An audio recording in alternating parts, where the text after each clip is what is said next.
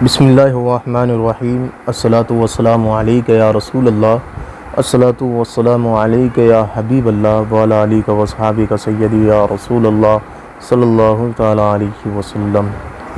25 शबानुल मुअज़्ज़म बमुताबिक 20 अप्रैल 2020 बरोज़ पीर।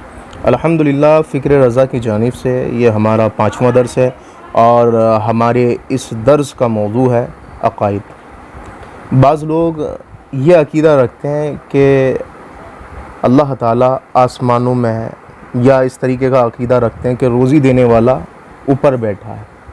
तो याद रखिए ये कलमा कुफ्र है, क्योंकि इसमें अल्लाह रब्बुल इज़्ज़त के लिए सिमत व मकान साबित किए गए और अल्लाह रब्बुल इज़्ज़त के लिए मकान साबित करना कुफ्र है।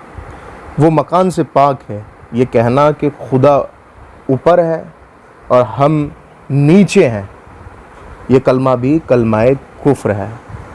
अल्लाह रब्बुल इज़्ज़त के लिए मकान साबित करना, जहद साबित करना, वक्त साबित करना, कैफियत साबित करना, ये तमाम चीज़ें जो हैं ये कुफ्र हैं। अल्लाहु मौजूदुन बिला मकान, अल्लाहु मौजूदुन बिला कैफियतिन वला मकान। अल्लाह ताला बग़ैर मकान के मौजूद है, अल्लाह ताला बग़ैर कैफियत के मौजूद है।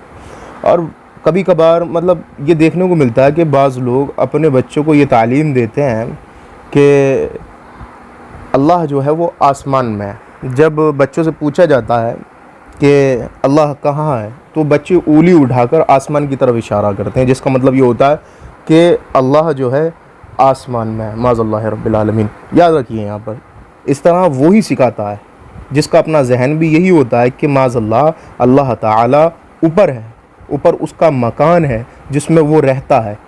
ये दोनों बातें कुफ्र हैं। अल्लाह ताला के लिए जहद यानी सिमत मानना ये कुफ्र है। अल्लाह रब्बुल इज़्ज़त जहद से भी पाक है और मकान से भी पाक है। बच्चे को इशारा मत सिखाइए, बल्कि जो ही वो बोलने के लायक हो सबसे पहले उसकी ज़बान से लफ्ज़ अल्लाह निकलवाने की कोशिश फरमाएँ। इसके बाद ला इलाहा इल्लल्लाह मुहम्मदुर रसूलुल्लाह कहना सिखाइए। अल्लाह रब्बुल इज़्ज़त हमें हमारे अक़ाइद में पुख्तगी अता फ़रमाए और हमें अपने बच्चों को अक़ाइद की सही तालीम देने की तौफ़ीक़ अता फ़रमाए। तालिब दुआ मोहम्मद गुलफ़ाम रज़ा बरकाती।